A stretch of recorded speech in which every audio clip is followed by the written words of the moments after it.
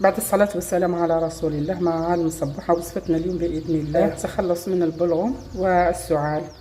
نبداو على بركة الله. لهنا عندي بصلة وعندي عسل حر، عسل النحل. دركيت كنجيب صحن ونربي هذه البصلة، دوكا نربيها ونرجع على لهنا. هاني بعد ما رحيتو تحبوا تصفيوه يولي غير ما تحبوا تخلوه هكا، انا نخليه كما هكا، نختارو ملح مليح.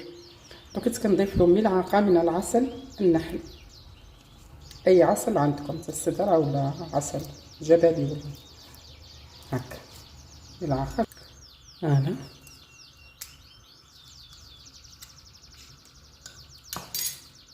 هكا نحاول ندمجها مليح مع البصل هكا. كما تعرفوا البصل مفيد جدا للجسم، خاصة للجهاز التنفسي وأمراض القلب ومن أنواع السرطانات، كما يساهم في الحفاظ على الذاكرة وحماية المسالك البولية وإبطاء شيخوخة خلايا الجسم.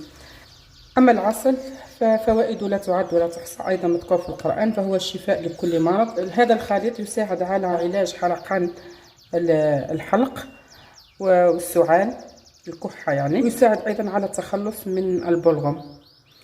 هذه الوصفة ديروها وكلوا كل صباح ملعقة كما هكا على الريق قبل الفطور بربع ساعة أو نصف ساعة يوميا، في يومين أو 3 أيام تشوفوا النتيجة. يعني وصفة يعني روعة، هذه تجربة شخصية.